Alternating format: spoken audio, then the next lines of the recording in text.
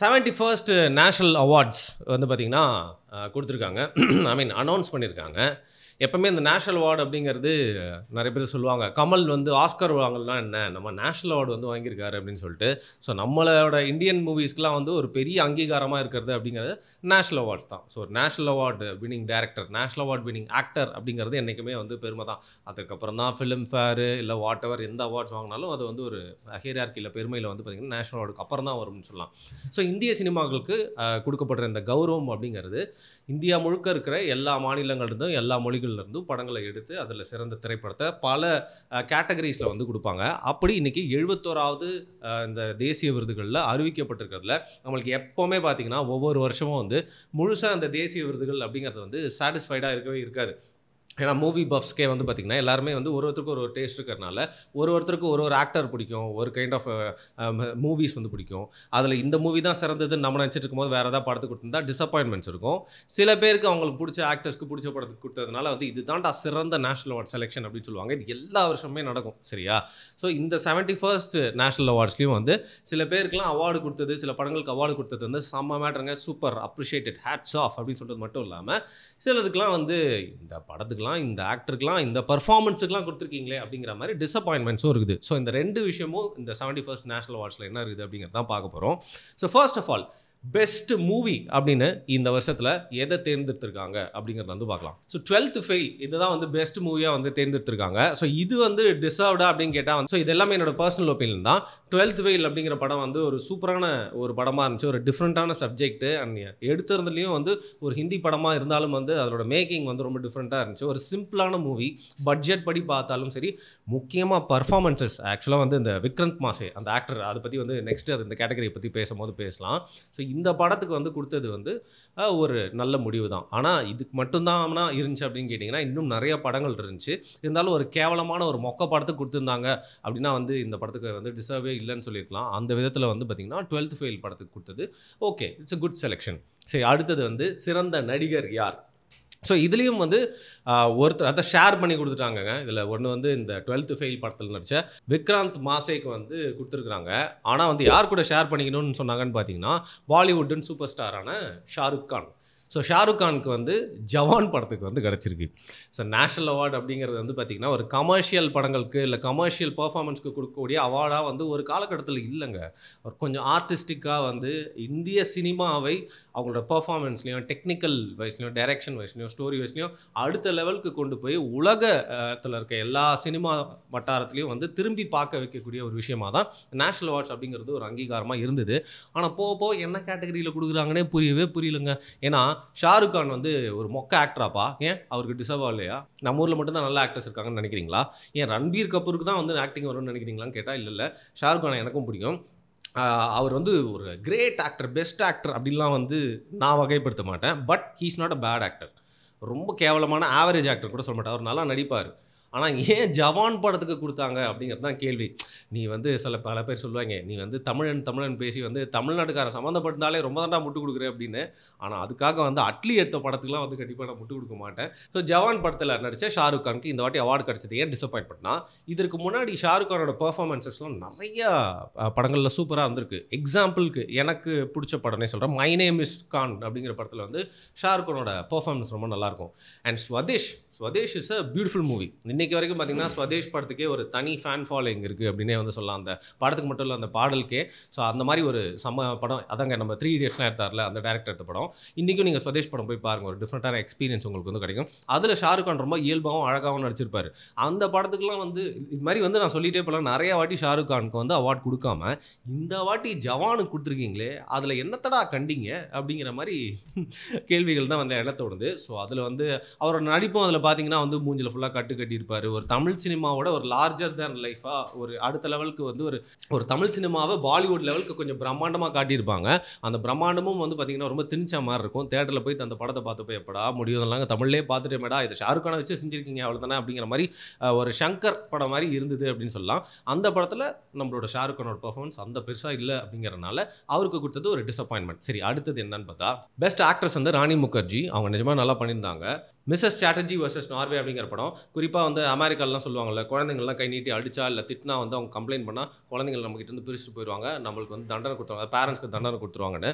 ஆனால் நார்வேல ஒரு படி மேலே போய் வந்து தாய்கிட்ட இருந்து அந்த குழந்தைய பிரித்து அந்த அந்த கவர்மெண்ட் தான் அந்த குழந்தைய எடுத்துக்கும் அப்படிங்கிற மாதிரி ஒரு பிரச்சனையில் ஒரு தாய் மாட்டினா அவங்க எப்படி அந்த நார்வே கவர்மெண்ட்டை எதிர்த்து சண்டை போட்டு தன்னோட குழந்தைய வந்து மீட்டு எடுத்துகிட்டு வராங்க அப்படிங்கிறது தான் ஒரு கதை. ரொம்ப ஒரு டைட்டான இன்டென்ஸான ஒரு ஸ்டோரி. அதில் நிஜமாக ராணி முகர்ஜி வந்து சூப்பராக பண்ணியிருப்பாங்க. இதில் அடுத்தது ஒரு டிசப்பாயின்மெண்ட். பெஸ்ட் டேரக்டர் யாருன்னு கேட்டிங்கன்னா வந்து சுதிப்டோ சென் வந்து என்ன படம் எடுத்திருக்காருன்னு கேட்டிங்கன்னா கேரளா ஸ்டோரி அப்படிங்கிறது என்ன மாதிரி படம் அப்படின்னு உங்களுக்கு தெரியும். மதம் மாற்றத்தில் வந்து ஈடுபடுறாங்க. அந்த மதம் மாற்றத்தினால வந்து நிறைய பெண்களோட வாழ்க்கை வந்து எப்படியெல்லாம் சீரழிஞ்சு போச்சு அப்படிங்கிறத ஒரு பிரச்சனை இருக்கலாம். அந்த பிரச்சனையை வந்து காட்டுறது அப்படிங்கிறது தப்பு இல்லை. ஆனால் இந்த படத்தில் வந்து ரொம்ப மிகைப்படுத்தி காட்டி பேசிக்காக வந்து அது ப்ராப்பர் ஒரு சங்கி படமான ஒரு படமாக இருக்கனால கேரளா ஸ்டோரிக்கு ஒரு தனி பாசத்தை வந்து கொட்டி அந்த சுதீப்தோ சென் அப்படிங்கிற டேரக்டருக்கு பெஸ்ட்டு டேரக்டர் அவார்டு வந்து கொடுத்துருக்காங்க. ஒரு கிராஃப்டாகவே நீங்கள் வந்து பார்த்தீங்கன்னா வந்து கேரளா ஸ்டோரி கொஞ்சம் ஒரு சுமாரான படம் தான். அது மட்டும் இல்லாமல் அந்த காஷ்மீர் ஃபைல்ஸ்னு ஒரு படத்தில் பார்த்துருப்போம். அந்த காஷ்மீர் ஃபைல்ஸில் நடந்த விஷயங்கள் எல்லாமே கொடூரமான விஷயம் தான். அதன் தீவிரவாதிங்க பண்ணது வந்து மதத்தின் பேராக பண்ணது ரொம்ப கேவலமான விஷயம். ஆனால் அந்த படத்துலேயே வந்து பார்த்தீங்கன்னா அந்த ஷிண்ட்லர்ஸ் லிஸ்ட் படத்தெல்லாம் பார்த்துட்டு ஒரு படி மேலே ஏற்றி இது சொல்லணும் அப்படிங்கிறனால எக்ஸாஜரேட் பண்ணி வந்து சொல்லியிருப்பாங்க. அங்கே இருக்கிறவங்க தப்பு பண்ணாங்க சில பேர் அப்படிங்கிறத தாண்டி அங்கே இருக்க எல்லாருமே வந்து இப்படி தான் தப்பு பண்ணுவாங்க, ஒரு மதத்தை சார்ந்தவங்க அப்படிங்கிற மாதிரி ஒரு ப்ரொபகேண்டா மூவின்னு சொல்லுவாங்கல்ல. அதே மாதிரி இந்த கேரளா ஸ்டோரியில் வந்து நிறைய பேரை பிரித்தாளும் சூழ்ச்சி வந்து குறிப்பாக வந்து பார்த்திங்கன்னா right wing people funded movie அப்படிங்கிறது வந்து தெளிவாக இந்த படம் வந்தப்பவே வந்து தெரிஞ்சது.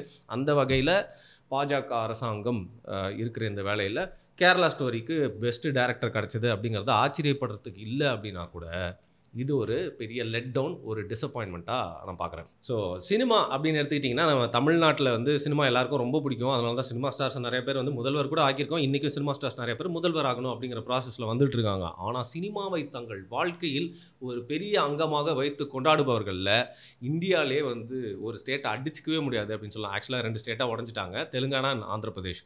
ஸோ தெலுங்கு மூவி டாலிவுட் வந்து எந்த அளவுக்கு பிரம்மாண்டம்னா இந்தியாவிலே அதிக தேட்டர்ஸ் இருக்கிறது வந்து இந்த 2 ஸ்டேட்ஸில் தான் அப்படின்னு நினைக்கிறேன். ஸோ இங்கே வந்து ஆல்மோஸ்ட் எல்லா படமே ஓரளவுக்கு வந்து லாபம் சம்பாதிச்சிருவான், ஃபெயிலியர் ஆகிறதுக்கு சான்ஸே இல்லை. ஏன்னா அவ்வளோ தேட்டர்ஸ் இருக்குது, எல்லா படத்தையும் மக்கள் போய் பார்ப்பாங்க.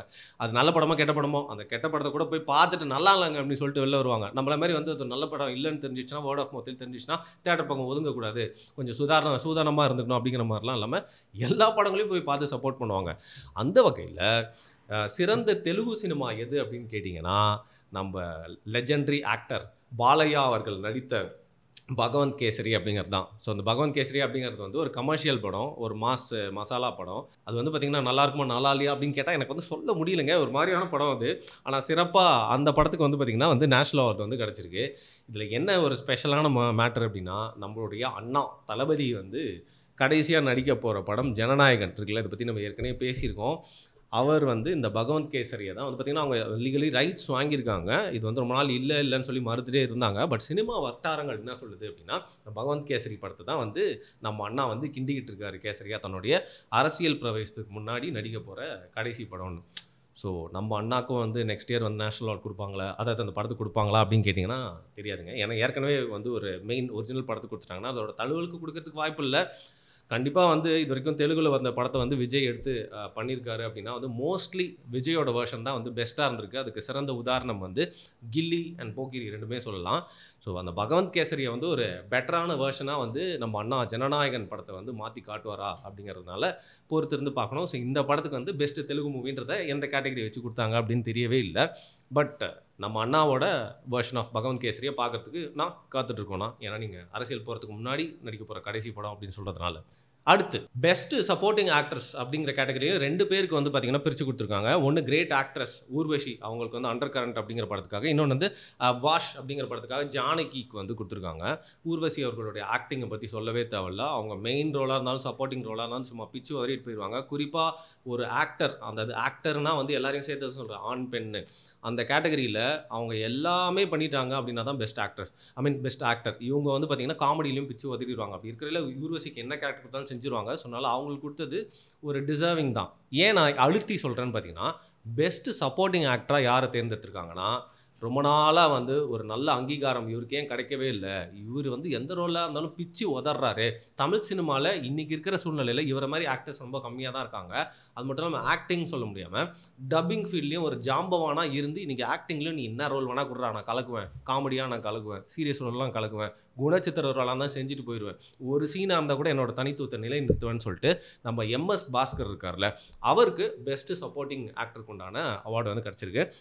எந்த படத்துக்குன்னா பார்க்கிங் வந்து ஒரு நடுத்தர வர்க்கத்தை வந்து ஈஸியாக வந்து ரிலேட் பண்ணிக்கக்கூடிய ஒரு கதையாக இருந்தது.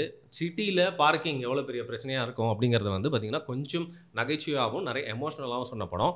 அதில் எம்எஸ் பாஸ்கர் வந்து ஸ்டார்டிங்லேருந்து எண்டிங் வரைக்கும், ஏன்னா அதில் ஒரு ஷேடு இருக்கும்.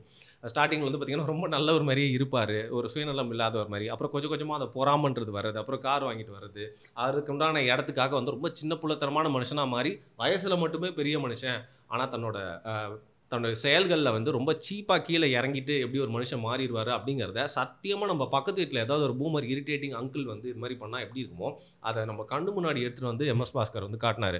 ஸோ எம்எஸ் பாஸ்கருக்கு வந்து அவார்டு கொடுத்தது தான் அதிசயம். எம்எஸ் பாஸ்கர் வந்து இவ்வளோ சூப்பராக ஆக்ட் பண்ணுறது அப்படின்றது நம்மளுக்கு அதிசயமே இல்லை. என்றைக்கோ கிடச்சிருக்க வேண்டிய அவார்டு இதோடு நிறுத்திக்காமல் என்றைக்கா ஒரு நாள் அவர் ஒரு முழு நீள படத்தில் வந்து முதன்மையான ஒரு கதாபாத்திரத்தை பண்ணி வந்து பெஸ்ட் ஆக்டர் அவார்டு வாங்கினா கூட ஆச்சரியப்படுறதுக்கு இல்லை. So well deserved. பல டிசப்பாயின்மெண்ட்ஸ்க்கு மத்தியில் நம்ம ஊர்லேருந்து ஒரு சூப்பரான ஆக்டரை வந்து ஐடென்டிஃபை பண்ணியிருக்காங்களே, ரெக்கக்னைஸ் பண்ணியிருக்காங்களே, அக்னாலேஜ் பண்ணியிருக்காங்களே அப்படிங்கிற வகையில் ஒரு பெரிய சந்தோஷம் தான். ஸோ பார்க்கிங் படத்துக்கு வந்து பெஸ்ட் ஸ்க்ரீன் பிளேக்கு உண்டான அவார்ட் கேட்டகரியிலையும் கிடச்சிருக்கு. இதில் முக்கியமான விஷயம் என்னென்னா, ஷாருக் கானுக்கு கொடுத்ததுக்கு இன்னொரு நடிகருக்கு கொடுத்துருக்கணும் அப்படின்னு சொல்லிட்டு பெரும்பான்மையான போஸ்ட் வந்துட்டே இருக்கிறது அப்படின்னு பார்த்தா வந்து நம்ம கோட் லைஃப் ஆடு ஜீவிதம் அப்படிங்கிற மலையாள படத்துக்கு தான்.